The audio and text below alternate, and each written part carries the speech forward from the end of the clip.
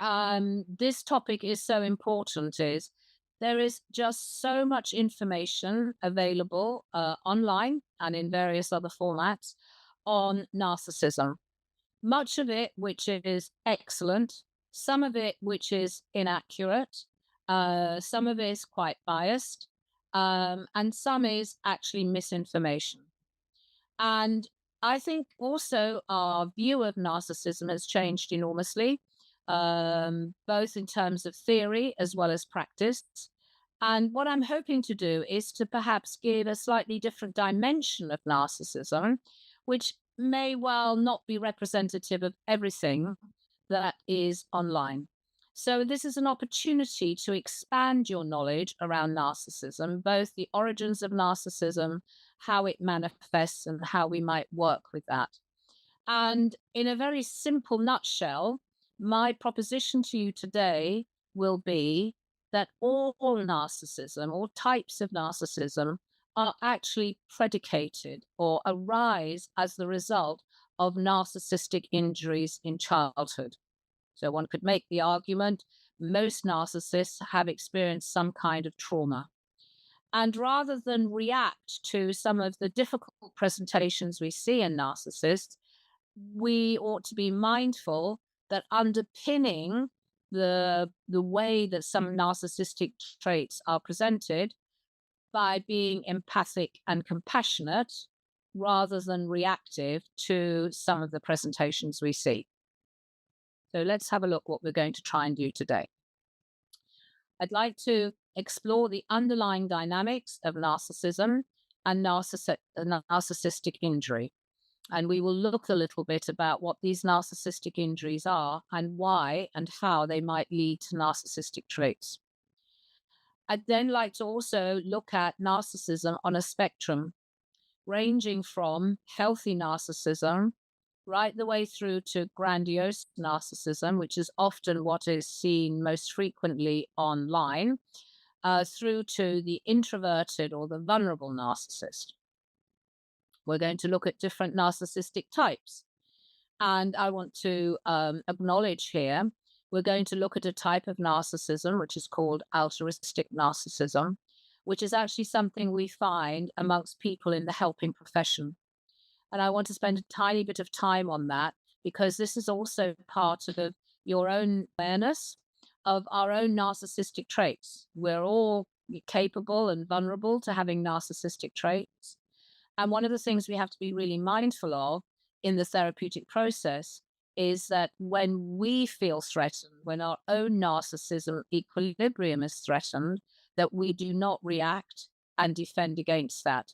Because then it becomes a battle between two narcissistic injured people in competition with each other.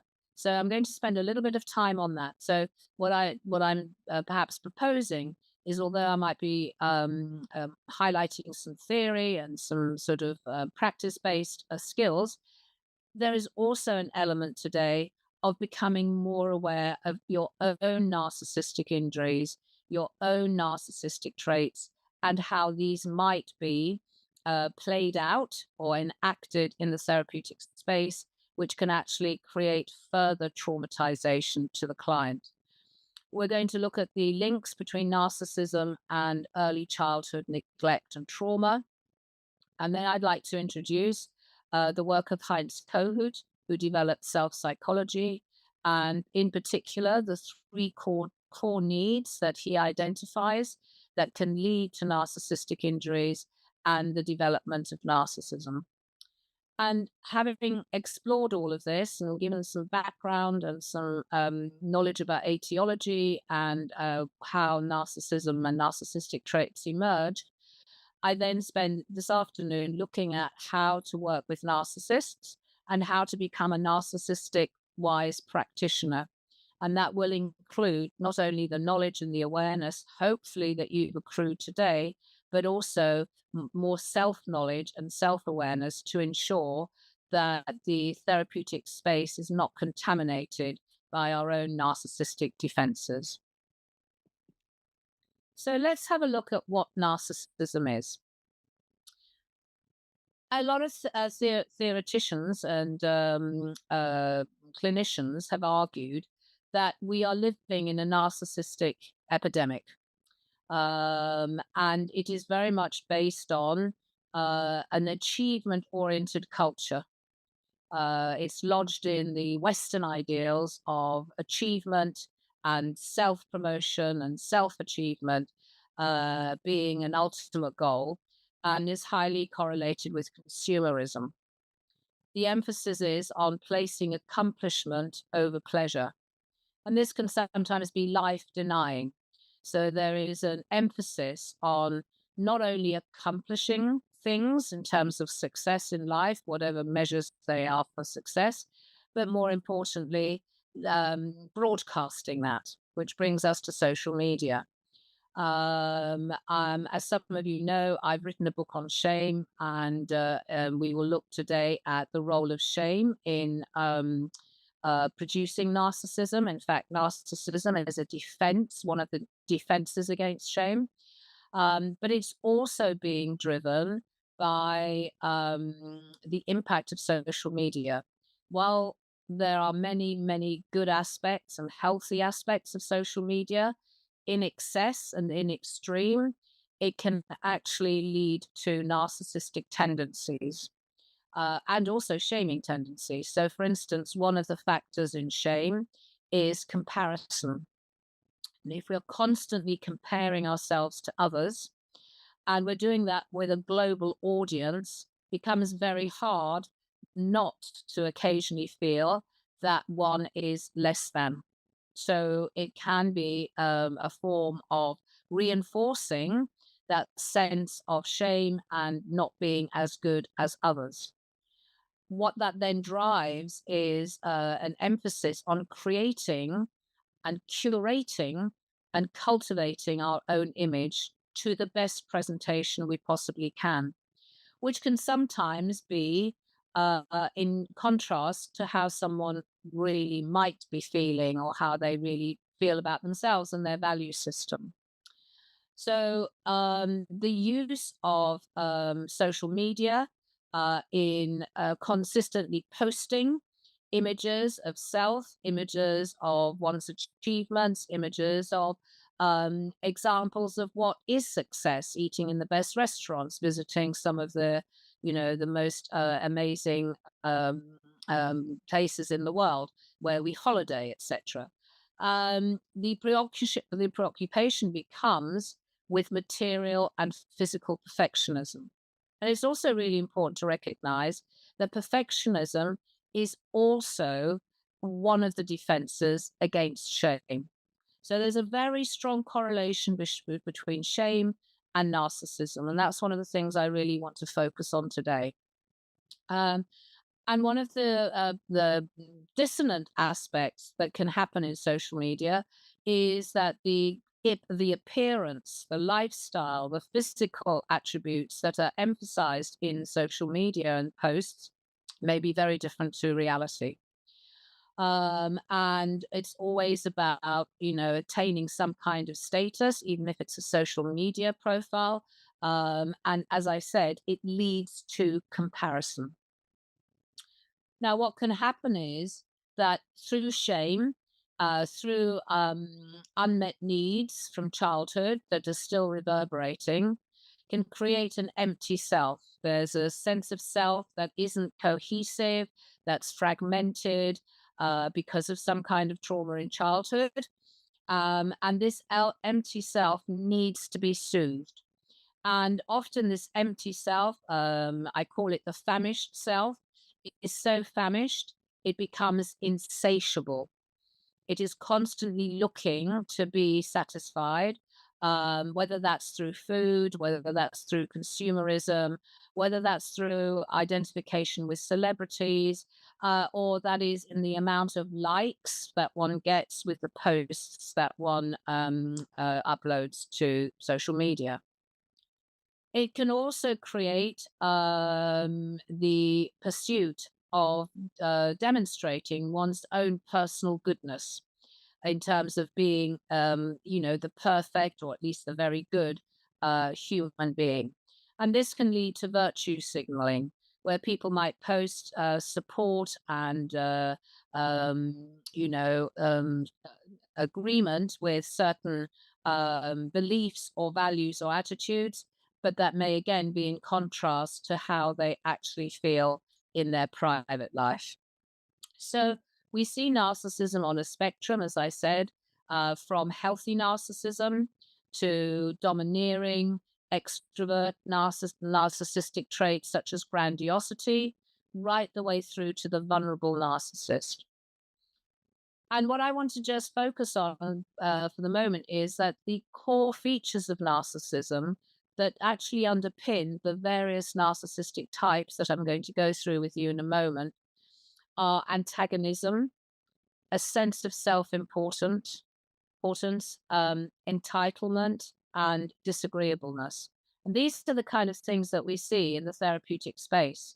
And they often make it hard to connect with a narcissist. They can often be quite hostile. They can often be quite distancing.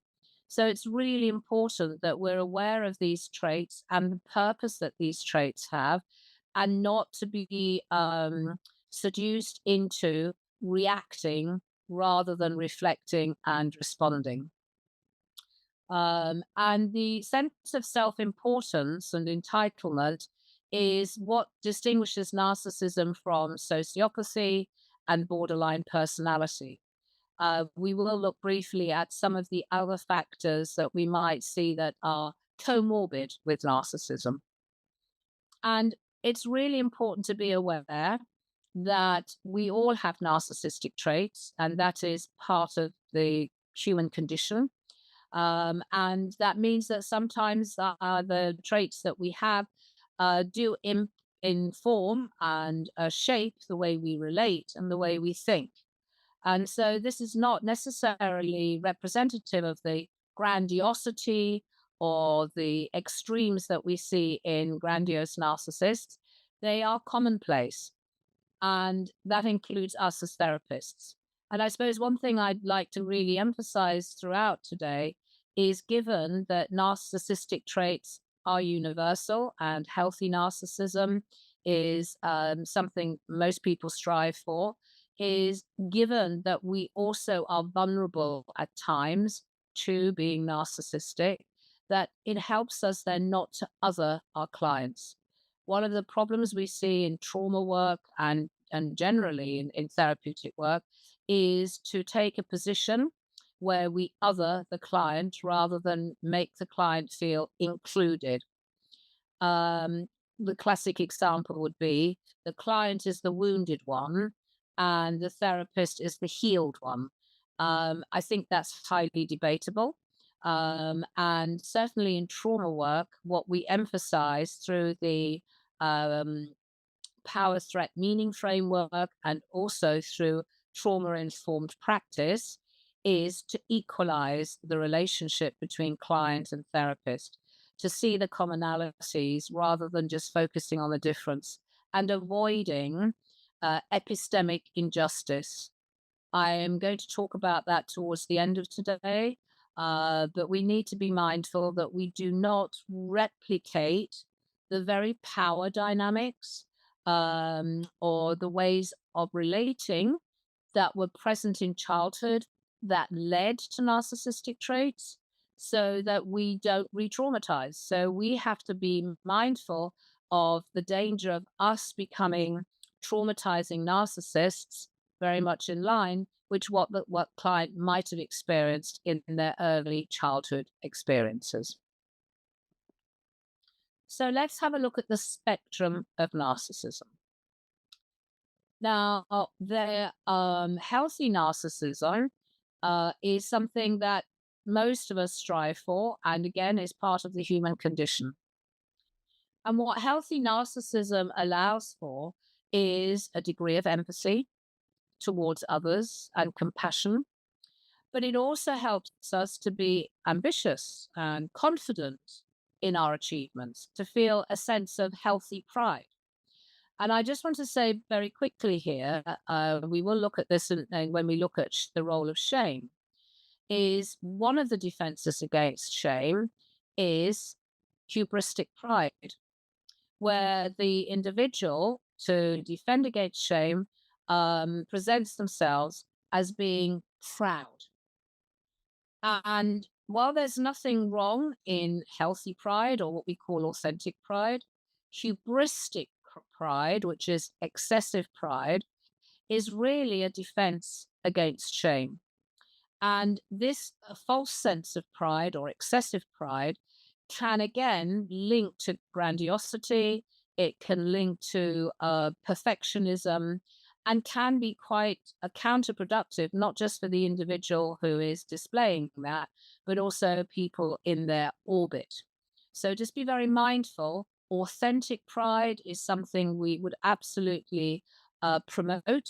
It is growth promoting, and that sort of authentic pride is what we see in young children. If you think of a young child and they take their first steps, or they start to master the first words that they use, and the delight, the pleasure, the sense of achievement that you see in a young child, that they're able to walk unaided, that they can actually articulate words, is something that I think is unique. And I think it is absolutely based on a sense of mastery, a sense of achievement that helps the person to feel empowered.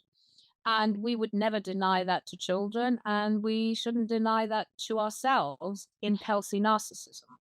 But this is very different to hubristic pride, which is an overconfidence, a false belief in oneself, and as I said, predicated on shame. So, healthy narcissism builds self esteem, it builds confidence. And in that, it actually, this is on the next slide, is it allows people to think of themselves, view themselves as neither superior nor inferior.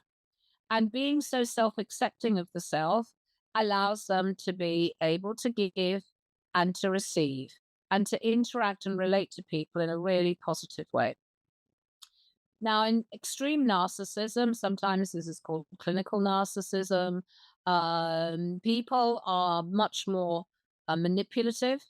They are really seeking, due to their lack of cohesive self, or core cohesive a sense of self, can be manipulative. They can be quite argumentative.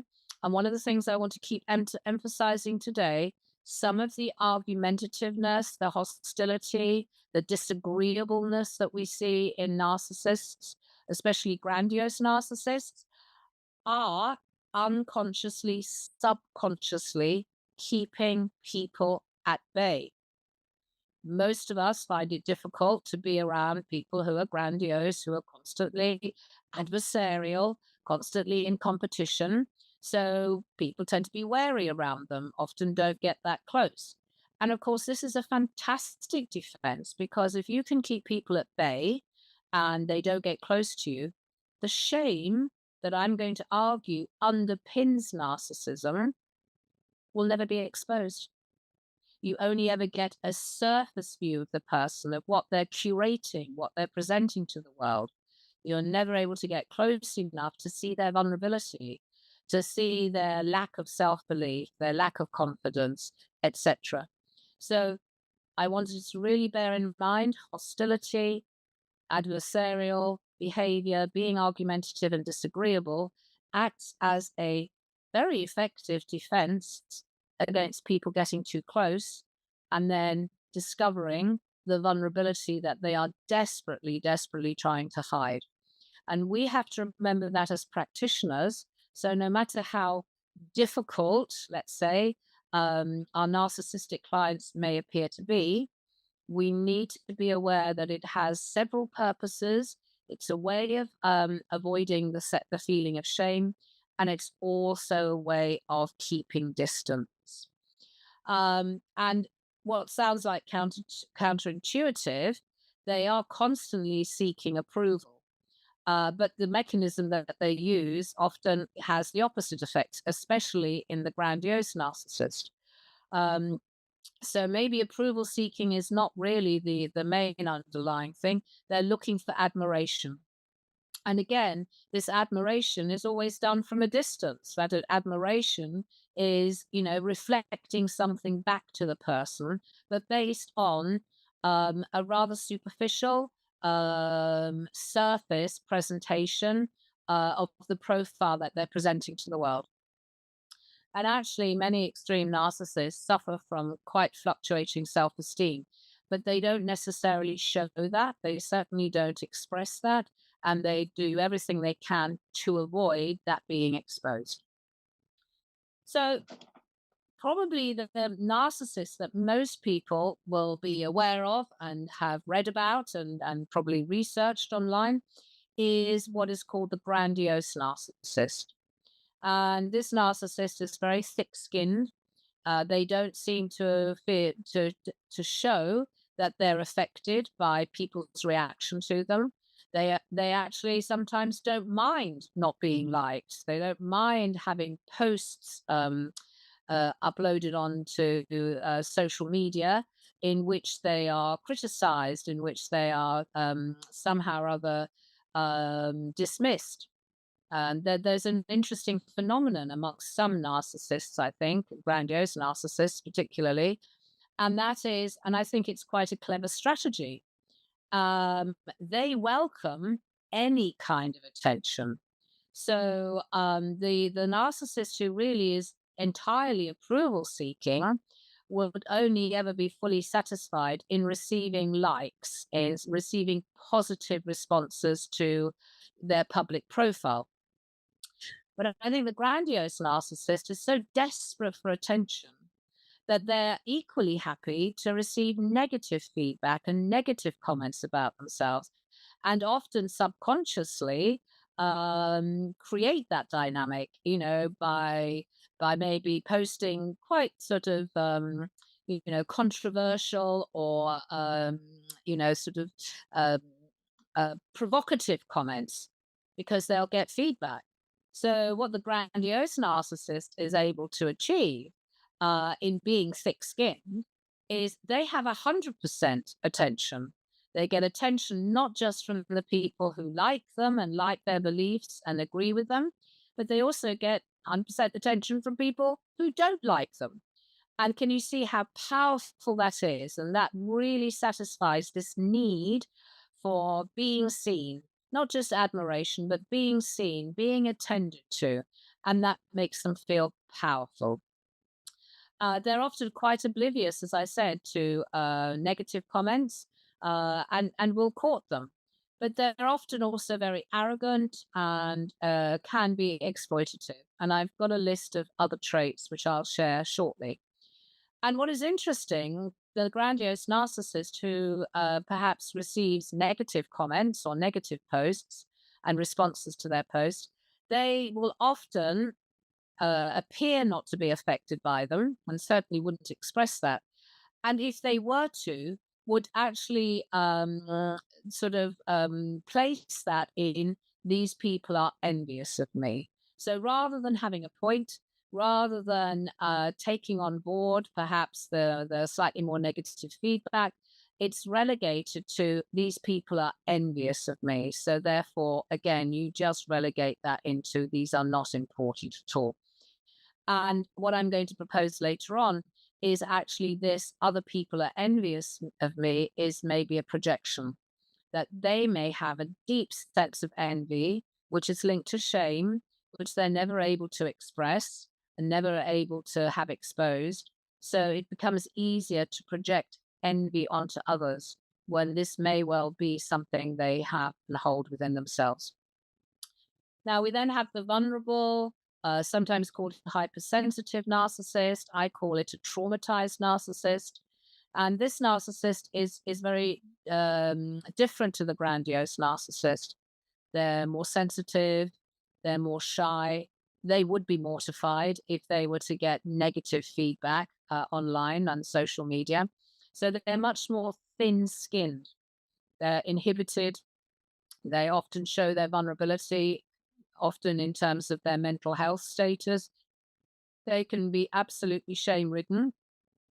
And their shame, if the grandiose narcissist behaves in a shameless way, i.e., without shame, the vulnerable narcissist often feels the shame so deeply that they socially withdraw. So their defense against shame is to withdraw, is to hide, is to become self-deprecating, is to attack the self as opposed to attack others, which is what the grandiose narcissist does.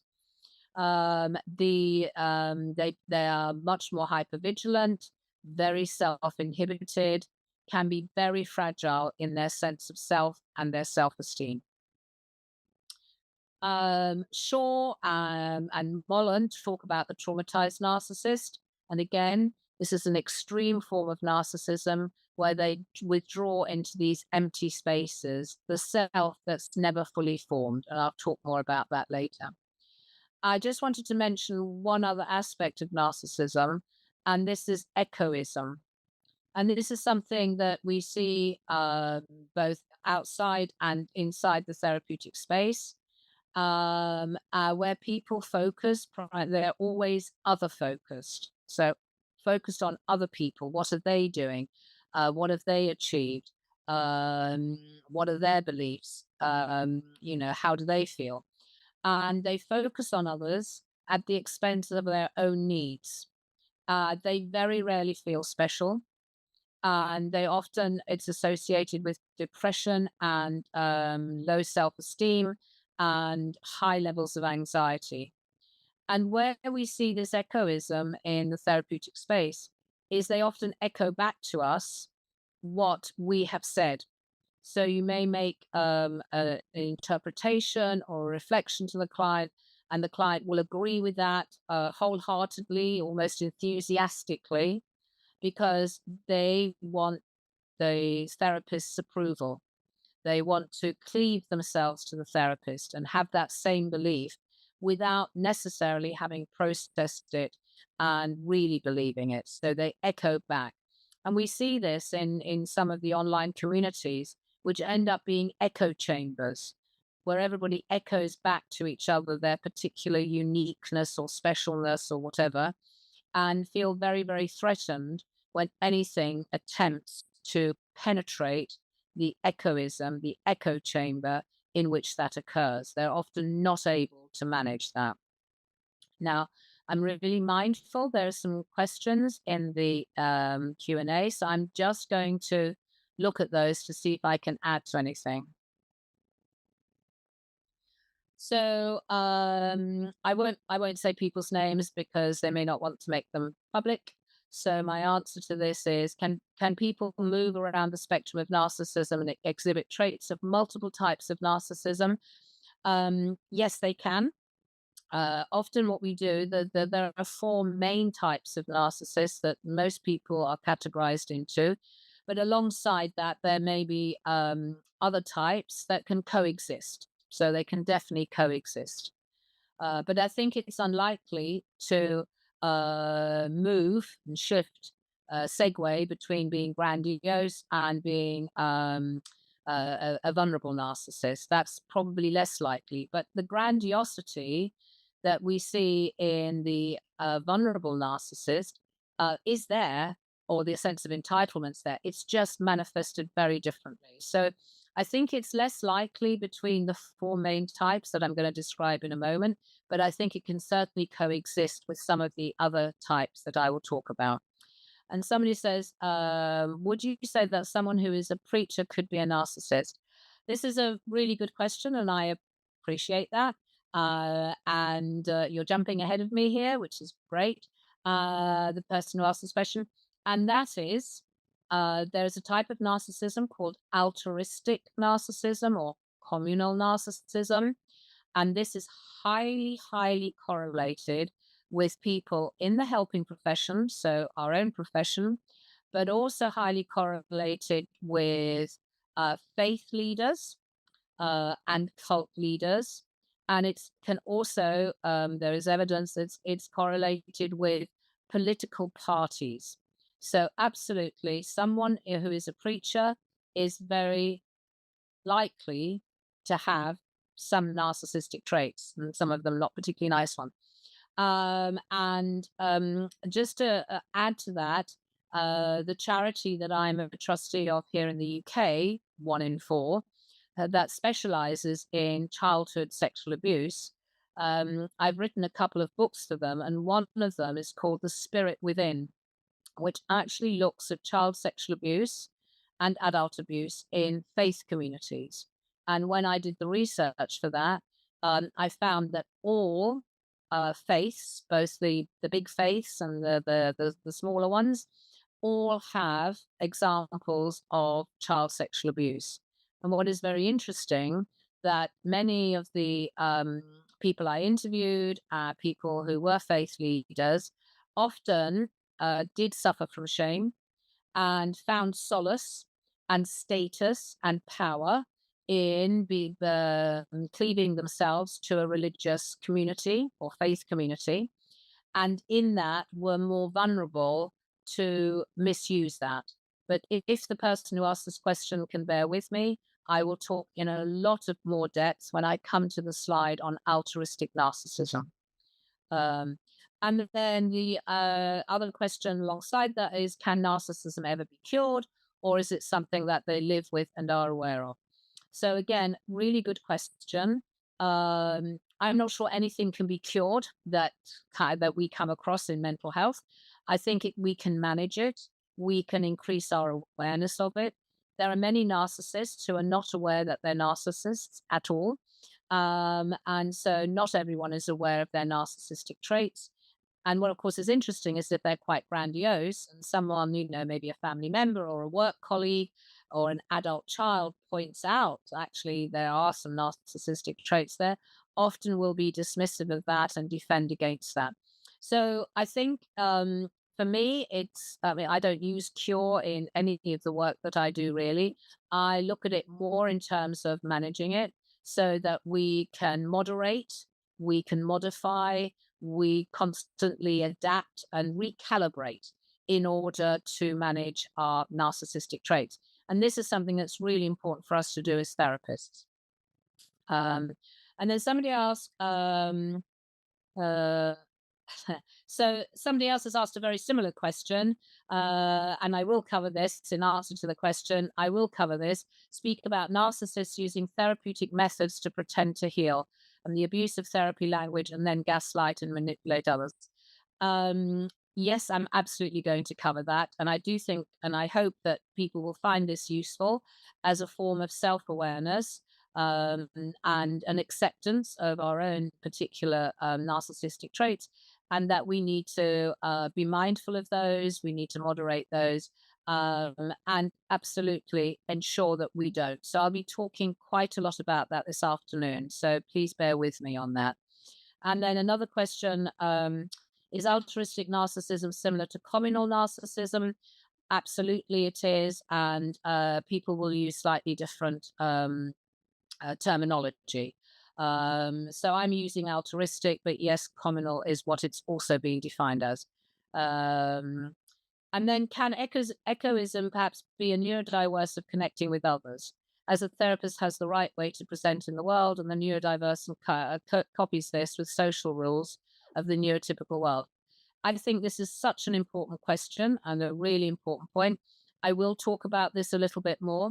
It definitely can be that. Just to clarify, I'm doing quite a lot of training around the intersection of neurodiversity and neurodivergence and trauma, and the use of masking, the use of acceptance in exactly the way this question has been posed. And we have to be mindful of that. So to be specific, um, increasingly in my work, which is mainly trauma, I am acutely aware and I'm open to understanding presentations from a range of perspectives, including neurodiversity. And I think it's been all too easy sometimes to, pathologize someone, or to misunderstand and misinterpret their reactions and their responses without recognizing that there may be a different way of processing. And that really, for me, is what neurodivergence is. It's a different way of processing. And rather than us as therapists having an expectation that they have to fit into the neurotypical world and therefore demanding masking, even more so than already exists, I think is unethical. So this is a really important question. And I just want to add to that only because it sort of fits in here, and I may reiterate it later on. Another thing that is highly correlated to both trauma and neurodiversity, especially ADHD and to some extent autism, and that is self absorption that is misinterpreted as narcissism. And what I mean by that, somebody who is deeply traumatized, has the reverberating effects of trauma in their current life, may go into overwhelm if they've been triggered. And one of the things that we see then, they go into overwhelm. They might be having a flashback. They might be so hyper aroused that they're not. This is the important thing to remember. When our threat system, when the amygdala has been activated because there's a sense of danger, whether that's external or internal, the greater the threat activation in the amygdala, it actually reduces cognitive capacity, especially in the prefrontal cortex, in terms of being able to think things through, to plan, to make decisions. So when somebody is in a state of high arousal that they're not able to regulate, they will become self-absorbed. All their energy will go into, how do I get through this particular overwhelmed state? So we see that in clients who've been traumatized. We see that in clients who are in overwhelm, who are overstimulated, clients who are neurodiverse. So, for instance, somebody with ADHD, what will happen is they'll go into this spiral of highly elevated, it could be overthinking, it could be ruminations, but this high state of arousal. And in that, they are not able to decenter. And I feel my reading of some of the material I see online is this is absolutely not understood. And that self absorption, which has a purpose and a valid purpose, actually is misinterpreted, misrepresented as they are narcissistic. I don't think that that is really applicable and is quite damaging and quite pathologizing. So I think this question was a really good question.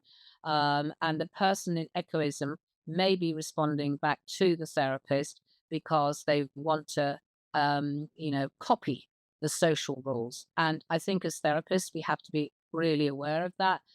And whenever I get a sense that there is some echoism, it will alert me to two things. One, this person may be on one of the spectrums, and the other is for me to be mindful in reminding the client that they're not here to agree with any interpretation or comments that are reflections that I might make.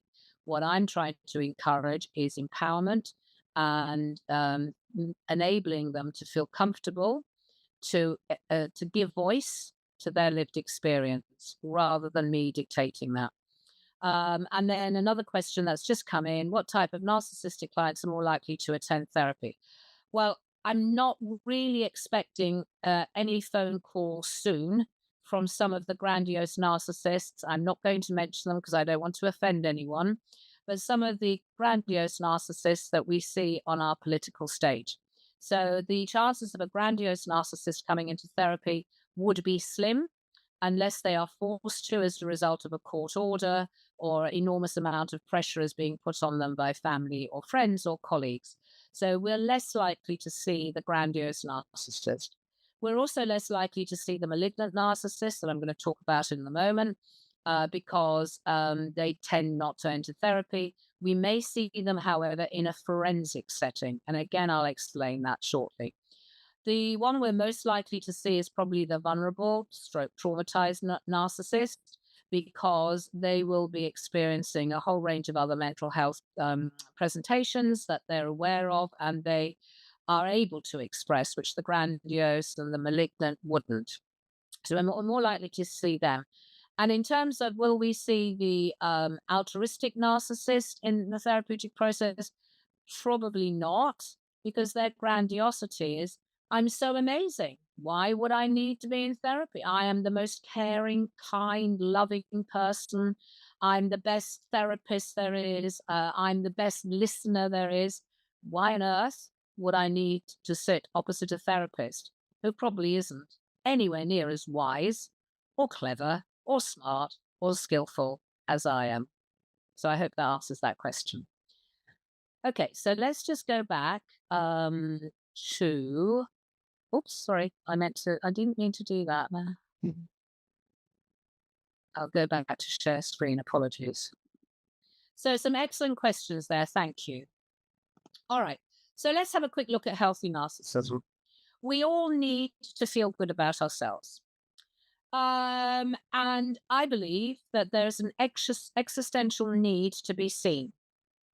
If you think back to your developmental psychology and the work of Bowlby, Winnicott, the object relations theorists, they all emphasize that the way the child becomes to know self is through what is reflected back to them, what is mirrored back to them. So we all need to be seen. The reason being, just in terms of evolutionary psychology, is that we are social animals, and social animals tend to live in groups.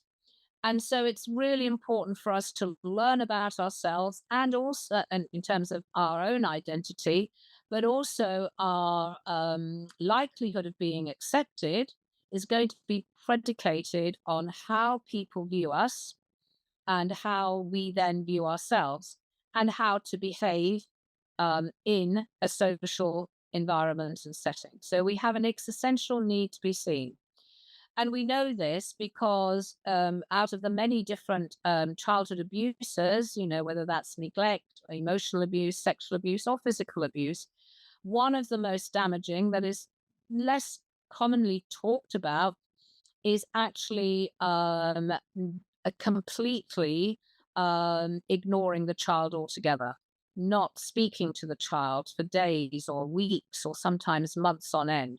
Some of you will be familiar with Alice Miller's work, where she talks about her own abuse from her mother, who would often not speak to her, never mind look at her for weeks on end. And she's always argued that this is as damaging, if not more so, because being smacked, which is not a good idea, at least you feel that. And so therefore you're alive. But if somebody doesn't look at you, doesn't respond to you, doesn't speak to you for prolonged periods of time, there is no sense of existence at all, right? There's not a stinging smack that kind of goes, well, you are alive, even though you're being made to feel bad. There's nothing. And this can be really, really damaging. I think it's also worth mentioning what we see in trauma, though, is a dilemma. So if there is an existential need to be seen so that we can gain a sense of self, there's also, though, however, a danger to being seen.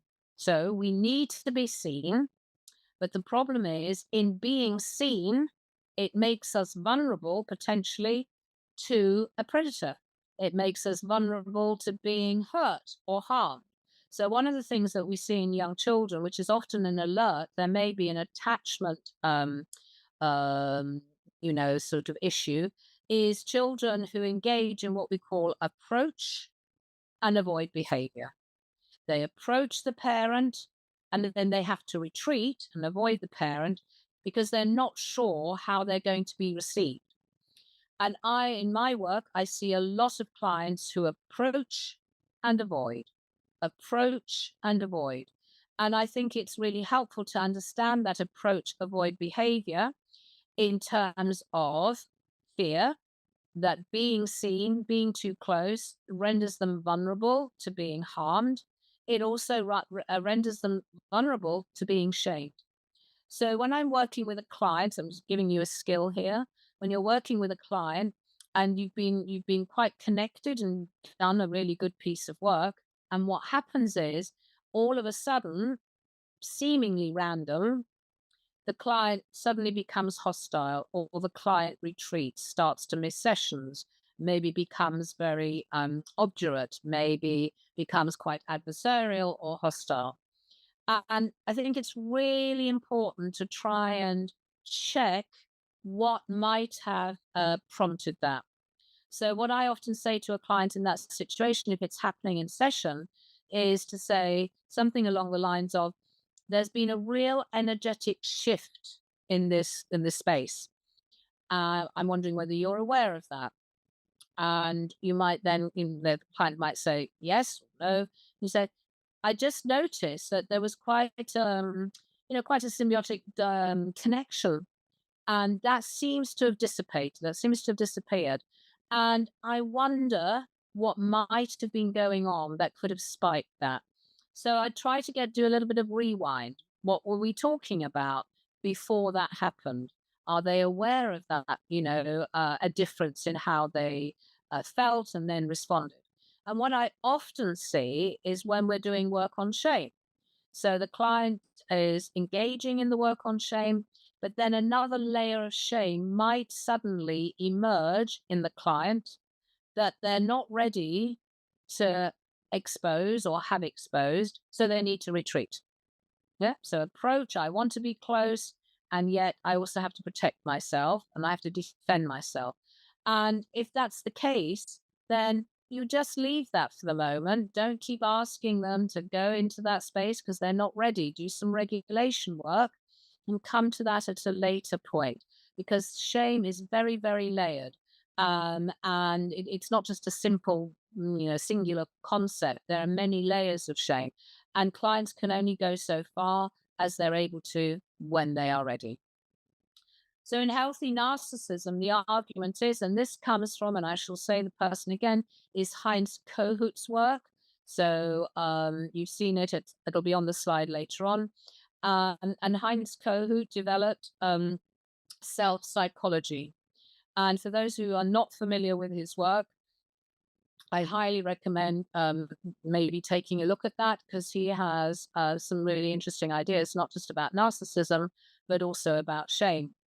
And Heinz Kohut was a psychoanalyst. He was at one point, president of the American Psychoanalytic Association. So, very much in line with psychoanalytic and object relations theory at that time.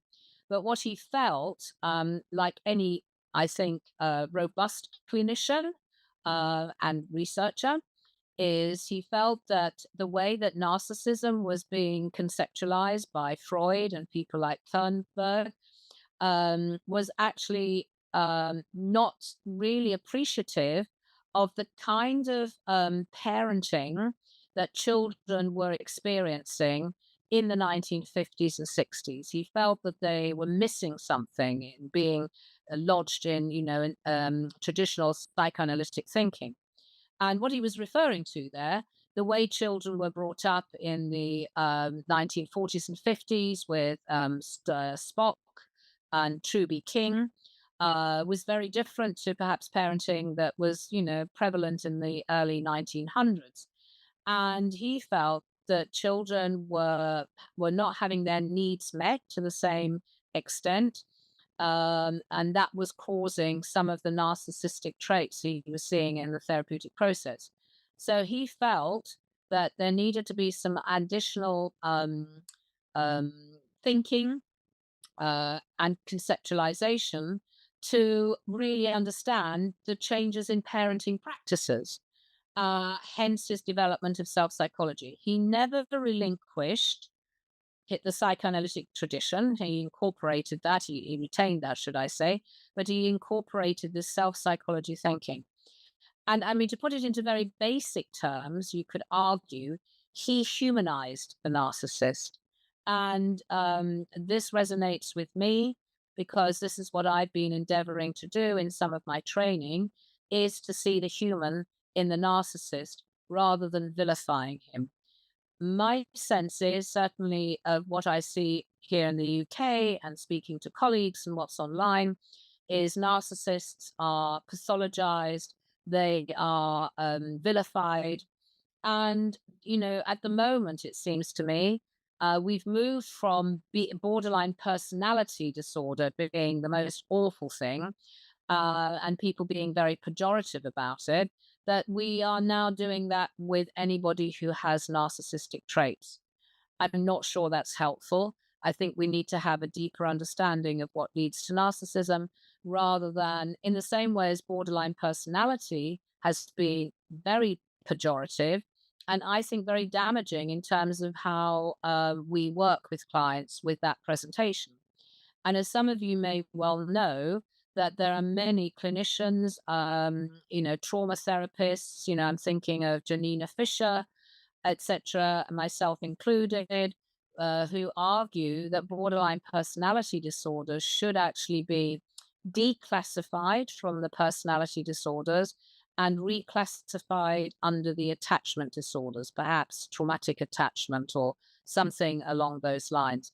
I would make the same argument for narcissistic personality disorder, and that would really humanize it and stop both the general public and clinicians from being quite so pejorative, and recognize that much of narcissism and narcissistic traits develop because there hasn't been enough mirroring and attunement in early childhood. It's because of unmet needs that they then seek to meet them, albeit in a rather provocative way in adulthood. So the argument is, if the child's needs are met, those are the needs to be seen, to be mirrored, be in attunement, etc., then the child develops a healthy sense of self. What the argument really is, and again, for those of you who remember your Piagetian stages of cognitive development, the argument is the child comes into the world and can only, because it doesn't have cognitive capacity yet, can only experience the world through their own frame of reference. Okay. I.e., they can only use themselves and their sensations to experience the world. So they are born effectively egocentric, i.e., totally focused on self. And this is certainly Piaget would say this was absolutely natural part of child development. And I think people like Kohut would agree with that. So they are egocentric, not in the sense that we think of egocentric as something bad or terrible or annoying. It's just they don't have the cognitive capacity to relate to the world in any other way. They're relating to the world from what we call bottom-up processing, how they experience the world. And to put it into a nutshell, if the child's need to be seen, to be valued, to be validated in their egocentric state, then the child can, through time, develop a strong sense of self, a degree of self-worth and self-esteem, and then be able to decenter more easily and have this awareness and mentalization that other people exist outside of themselves that don't necessarily think or feel the same. So mentalization becomes a really important part of the work we do with narcissists, because they may just not know how to mentalize. And this is something we see in trauma all the time. And a lot of trauma work is modeling mentalization to the client and helping to resource them with mentalization skills. So when these needs are met, the child can develop mentalization, and that is going to stand them in really good stead for emotional self-regulation, confidence and competency, but also their relationships. We know that children who haven't developed mentalization, adults who find it difficult to mentalize, will invariably struggle with relationships, be they romantic relationships, work relationship, friends, whatever type of relationship, they will struggle. So we need to incorporate some of that. And what is also argued in healthy narcissism is because the person has a cohesive sense of self, which is generally positive, they then have a really good guidance system for ideals and values. So as I said earlier, They don't feel superior, neither do they feel inferior to others. And this is really, what is important for a sense of equality and a sense of worthiness and value. So it's not hubristic, it's not excessive, it's not deflated, it's equal to. And I think that is a very good guidance and something that I think we lack at the moment globally in the sort of narcissistic epidemic that we find ourselves in. Um, so dysfunctional narcissism, clinical narcissism, whatever term you want to use, can be a result of impaired attachment, unmet needs, and a lack of empathy. So again, parents who are not able to empathize with the child, who have really high expectations of the child beyond what they can actually manage, who are not shown empathy, are then unable to show empathy for others. Because we are all born with the capacity for empathy. But what the research seems to indicate, if we don't receive empathy, it is much harder then to extend empathy to others. We can sometimes do that by training ourselves to do that. Often what happens on training courses in, training to be a therapist. Um, but it is much harder to acquire that without specific input. And I think that's a really important thing to remember because, the infant is born with many mechanisms and capacities to do things. But if they are not stimulated, they won't come to fruition. It's like language. Every baby's born with the capacity to speak any language that we know. And depending on the language that they are exposed to the most, that's what they will inquire, unless there's a neurological or a physical problem with the, putting words together. So, but if you never speak to an infant ever, and they're not exposed to devices and TV or radio, they're not in the presence of the spoken word, they will not speak, okay, unless there's some neurodevelopmental problem. So, empathy is something that is critical in early childhood in order to develop empathy and be empathic to others. So, mentalization, empathy are quite closely correlated. And my argument with you today is going to be, or to you today, is treatment needs to be much more empathic than the traditional forms of treatment from Freud and Kernberg, which was largely confrontational and adversarial. We need to be able to offer empathy for the client to be able to experience empathy and then extend that to others. And I'll give you a case example of that later on. I'm going to have a very quick look at the Q&A. Okay, so question is, I mentioned Anne something or other regarding child. It was actually Alice Miller. So, and somebody else asked, if someone is diagnosed as healthy narcissism, why would they need therapy? If you can bear with me, I am trying to articulate the spectrum of narcissism, and on that spectrum will be healthy narcissism. So this little piece that I'm doing right now is not about what you would see in therapy. It is just a contextualization of what narcissism is, how important it is, and that there is this spectrum. So I'm not in any way suggesting that a healthy narcissist would be in therapy, although you could make an argument that a healthy narcissist who actually promotes growth, self-development within themselves in a healthy way may want to go to therapy. It's really important to remember that, therapy can come in many different forms, and people can use therapy in many different ways. And I have many clients who use therapy not necessarily to unravel some very deep trauma. They may have done that work already, but what they want to do is they want to make sure that they are open enough and curious enough about themselves and others to want to continue to grow. And therapy can be a place in which to explore that. So just be mindful that therapy doesn't have the same meaning to everybody, and people use it in different ways. So somebody else asked, can you say what mentalization is? So mentalization, it is correlated with a theory of mind, which is the capacity. Theory of mind is something that children develop in their early years. And it's the capacity to have an awareness of self, what one's thinking, feeling, and how one's behaving. And at the same time, being able to be aware that another person may also have thoughts and feelings and ways of behaving that is different to how I think. So somebody who doesn't mentalize will assume, well, I feel this way, so therefore everybody else feels that way. Well, that's clearly not the case. All right. So I'll give you a really good trauma example of that. The majority of clients I've worked with have a sense of shame about their sexual abuse, even though they did nothing wrong. They will carry shame.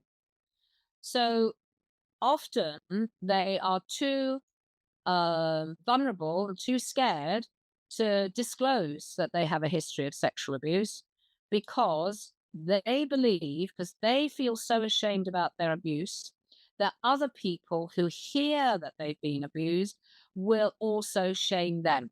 They will see, oh my God, what a shameful creature this person is to have been sexually abused. Now, I think nearly all clients I've worked with have had that fear, but it is lack of mentalization. It's an assumption is that if people, I feel bad about myself, I loathe myself, I dislike myself. So if I tell people what happened to me, they are going to feel exactly the same as I feel. And of course, this is not true, but it's too scary to put it to the test. All right. That is a very basic example of lack of mentalization. And I hope that explains it a little bit more. What I want to say, and I don't know if Kathy might be able to just put this in the chat or somewhere, Kathy, that people could catch up on. I don't have time to do it. There is a type so there has been a type of therapy which I do recommend looking at, um, which is called mentalization based therapy, MBT. And this was developed by somebody called Bateman. I think it's Andrew Bateman and Peter Fonagy. And actually, Peter Fonagy is my old tutor at UCL here in London. And it is a therapy that is based precisely on that. And Peter comes from Peter Fonagy. He's very well known. Some of you may know of him. Has done a lot of work around this. He's an analyst. And mentalization based therapy is very much working with clients in terms of enabling them to decenter, to be able to see things from other perspectives rather than just being locked into a rigid, this is the only perspective. So I would highly recommend looking at that.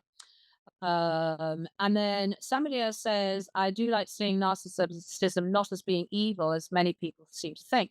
And I wonder how understanding narcissism differently does affect people who suffered from narcissistic people. May it lead them to not distance them from the narcissistic person who it is hurting them. Again, this is a really good question.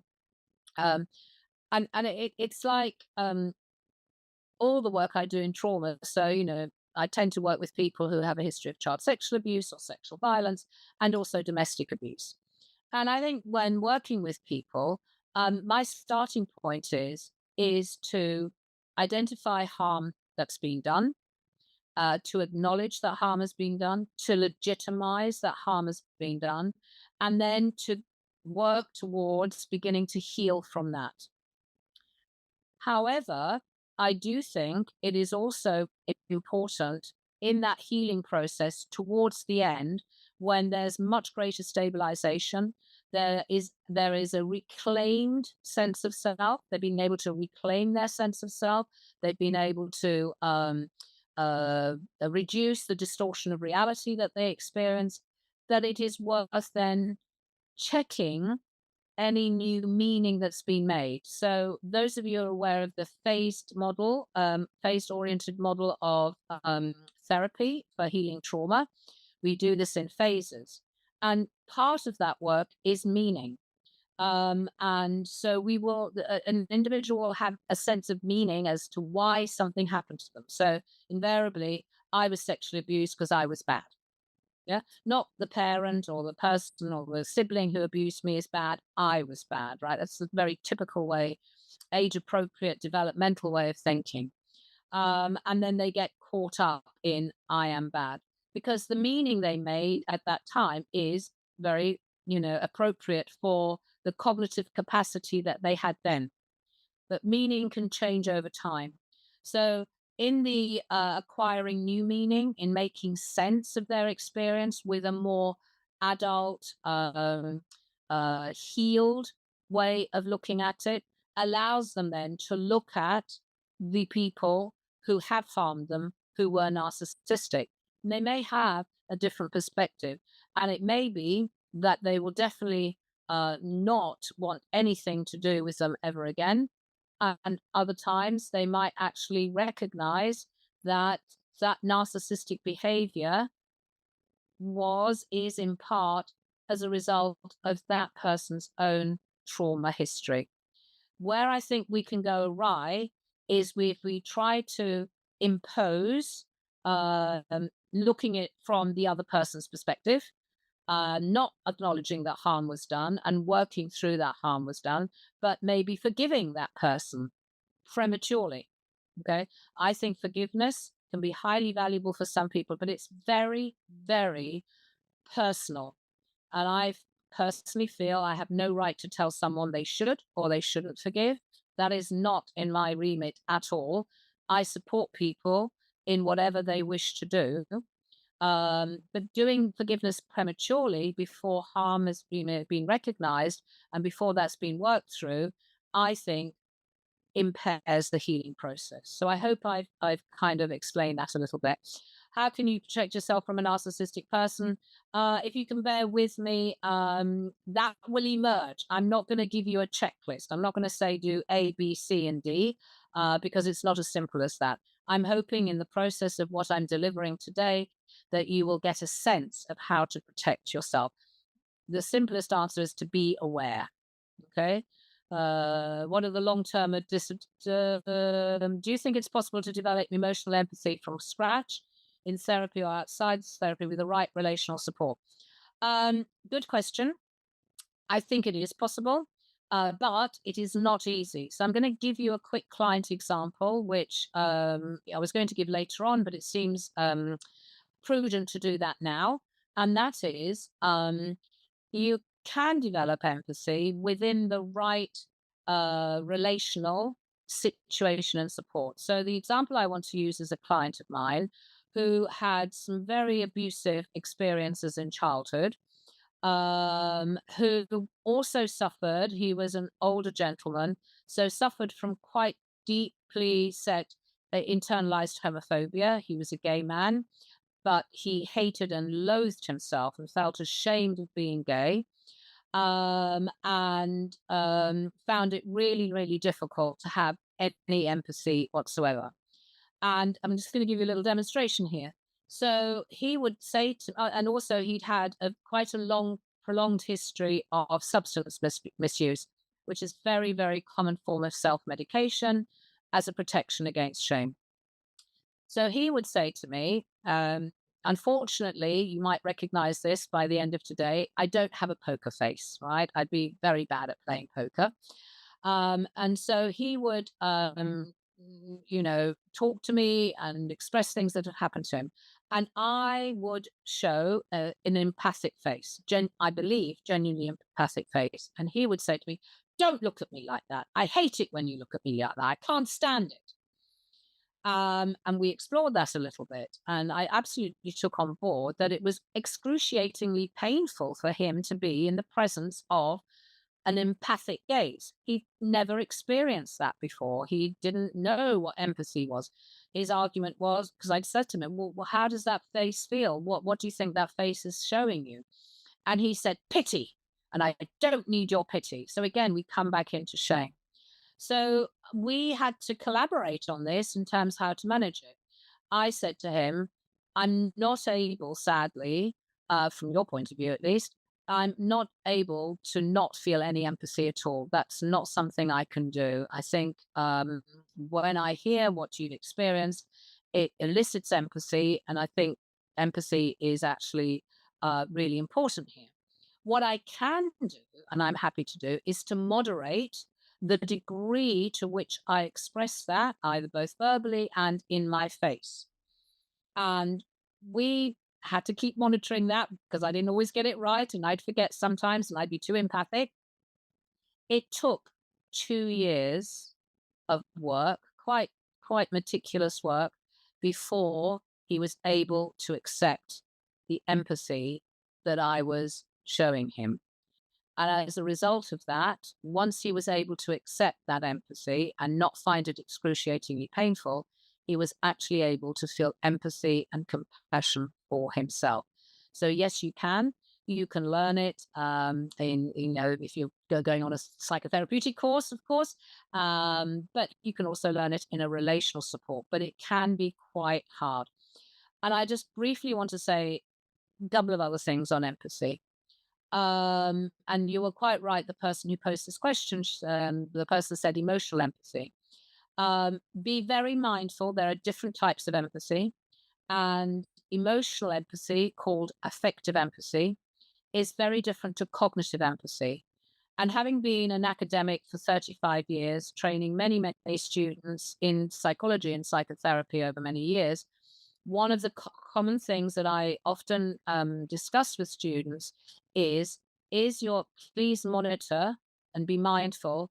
Are you expressing emotional empathy or cognitive empathy?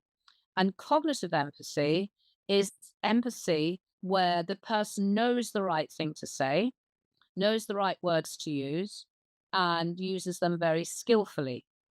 So, for instance, psychopaths are very good at cognitive empathy. Pedophiles and abusers, domestic abusers, can be really good at using cognitive empathy. But just because somebody uses the right words and language does not mean the emotional empathy is there at the same time. So I would often say to students, I would rather your language was a little bit off kilter and it expressed emotional empathy rather than using a pitch perfect language that you're echoing back because that's what the textbooks say, because that might just be cognitive.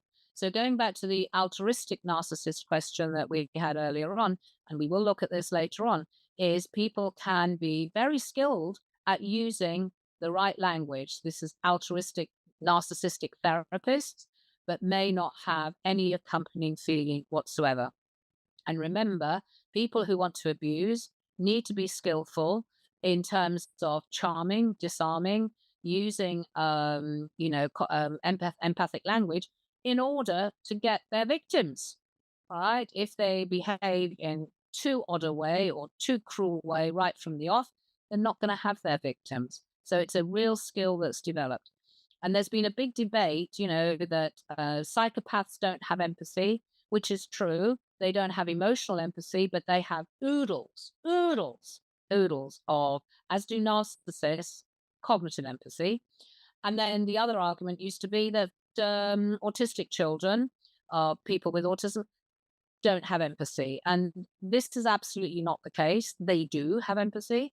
It's just that we're measuring the degree of empathy in a neurotypical way rather than in a way that we understand the different processing. So they might feel it, but they may not be able to express it in the neurotypical way that is often demanded. Okay.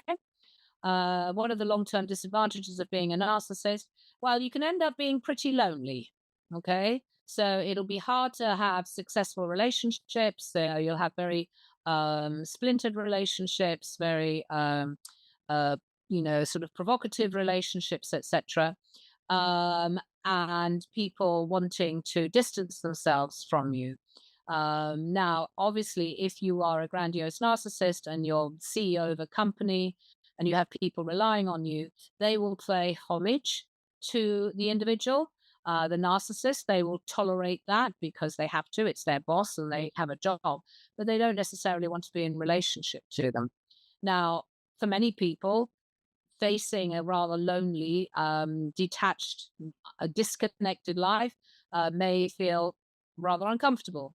But there will be some narcissists who are quite happy with that, as long as they have at least one or two that still look up to them. So there's a question here which I don't really understand. What about sometimes people think in logic, they feel they are not bad, but in emotions they still think so? Okay, I'm trying to understand that. Okay, so I don't have time to do this today, but I will signpost people to that. And this will be related to dissociation. And as I say, I really don't have time. I will be taking too much time away from today's presentation to do this in depth. But we have to understand there are different types of dissociation. And one of them is what we call structural dissociation. So most people think of dissociation as a split between mind and body or a detaching of the body. Structural dissociation is when the personality or the ego state splits into two, sometimes several different ego states. And in the classic formulation of structural dissociation, you can look it up online, you can easily get hold of material. And what they have there is one part of the personality is called the apparently normal personality, and that's quite cognitively driven. And they're often highly successful people. A lot of my clients are highly successful in their industry and their business.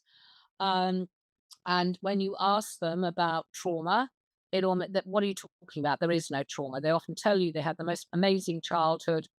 There's really nothing wrong with them. Then I always ask myself the question, so I wonder what brings you to coming to sit on my sofa.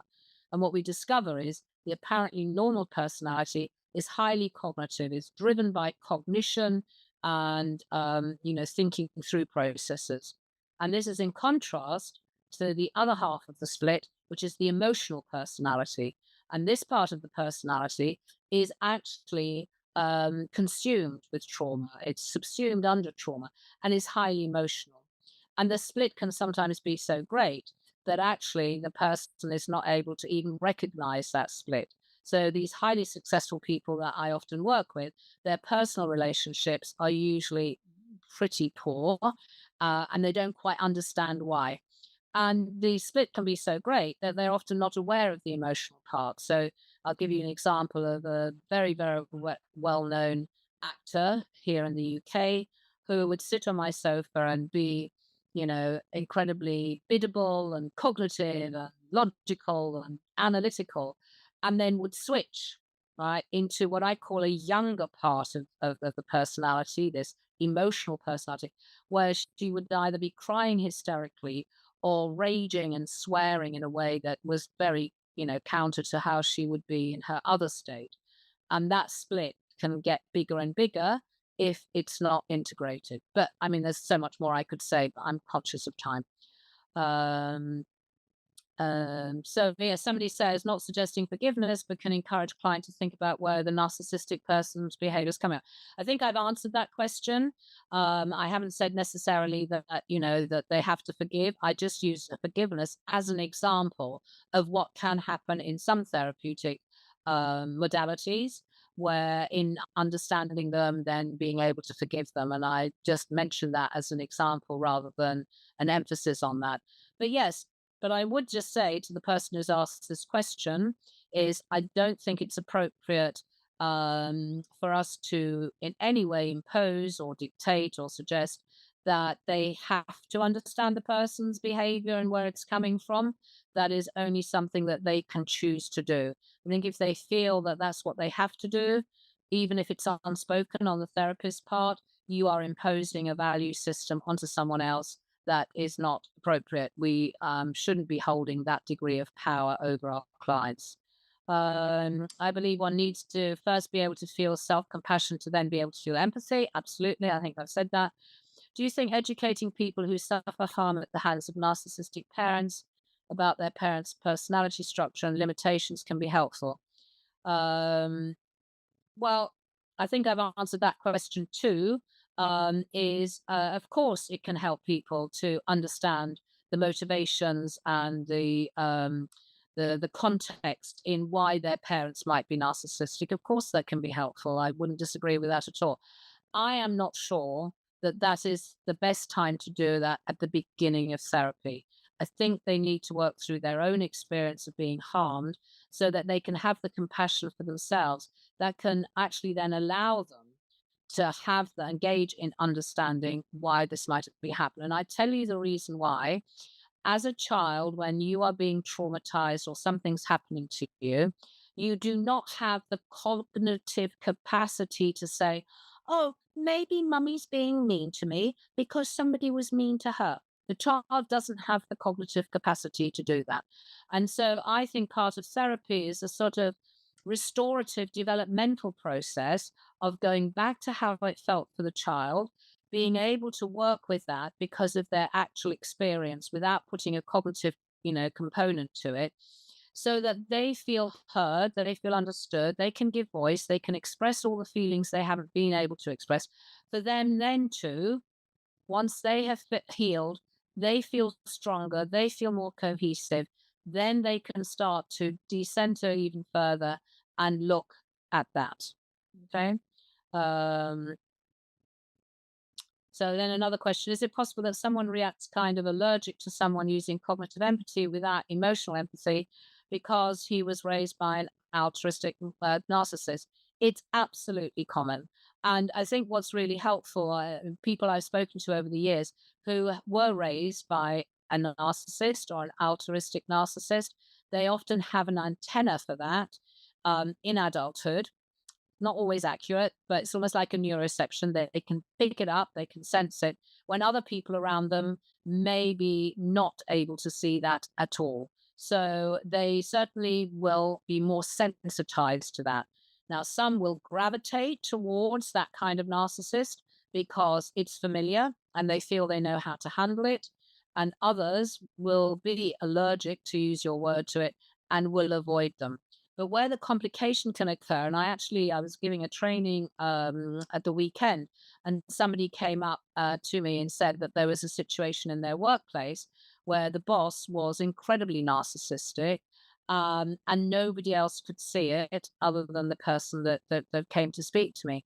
And I hear that quite a lot, that people may not be able to spot it because they don't have sufficient understanding, and especially if it's an altruistic narcissist. So, really good question. So, let's have a quick look at the narcissistic types then. Now, as I said, the one that you're most likely to see referred to online, and also the one that's probably most representative of the DSM classification of narcissistic personality disorder, is the grandiose narcissist. So this slide is just a highlight, and then I go into a little bit more depth on the grandiose, vulnerable, altruistic, and malignant. So the grandiose narcissist, antagonistic, entitled, arrogant, etc. They're sometimes called overt narcissists too. Then you have the vulnerable narcissist, sometimes referred to as the traumatized narcissist or the covert narcissist. As I said earlier, much more shy, and they often cover up their need to be seen. So they want to be seen, but they cover that up by insisting that they don't want to be seen. The altruistic or communal narcissist, I've just given you a quote here: I'm the most helpful, caring, trustworthy, and benevolent person that there is. This is highly correlated, as one of the participants mentioned earlier, to what is called spiritual narcissist, that can be very self-righteous, can see themselves as special, in Roman Catholicism would, present themselves as God emissary on earth. And often, what both the altruistic and the communal and the spiritual narcissists do, in their self righteousness, in their being in service to others, they often demand special treatment.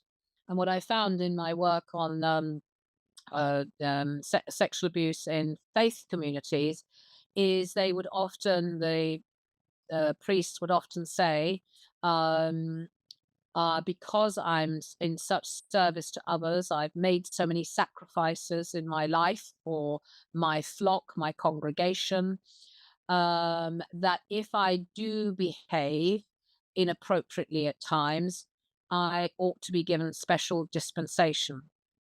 Um, and for those of you who have heard of Jimmy Savile, who was a notorious paedophile, not necessarily identified until after his death, who raised millions and millions of pounds every year for charities, whenever he was on the brink of being exposed for his inappropriate sexual behavior, would often say to journalists, "You do realize, of course, if you bring me down in the national press, that the hospitals and the charities that I raise millions of pounds for every year will not have access to those millions of pounds."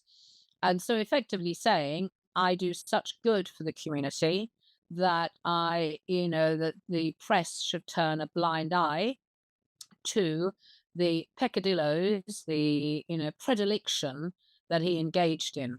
And of course, nothing was ever covered in the press as to the extent to his abuse history until after he died.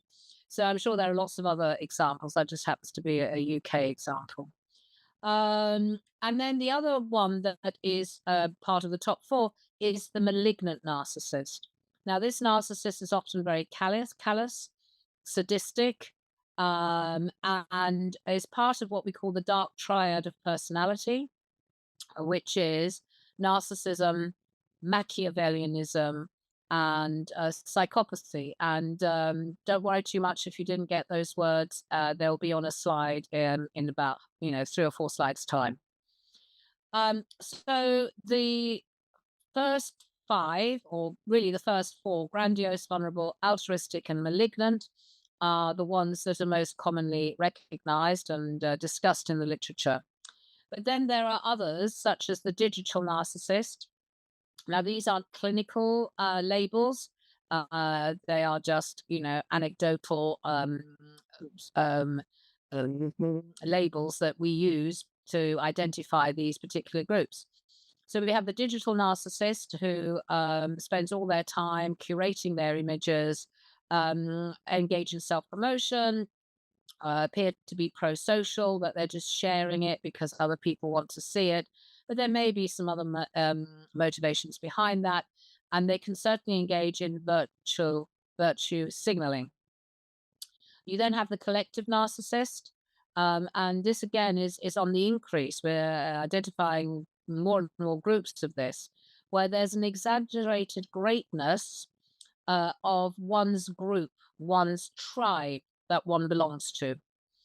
And this can be very, very divisive. And I think it's interesting. Often these tribes are initially established for very good reasons. A group of people who may be marginalized, who may have been stigmatized, who have maybe not been given a voice.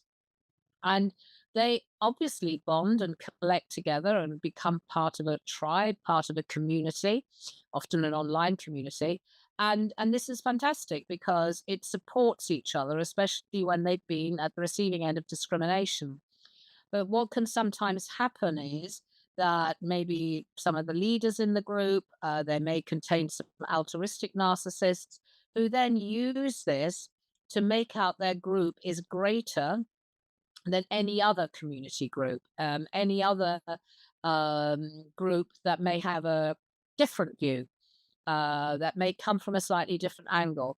And although originally established in order to find a place of safety where they're not marginalized or discriminated against, where there's unity and a sense of belongingness, actually can compete with other groups to the point that it creates more divisiveness. So that's an interesting thing to be aware of.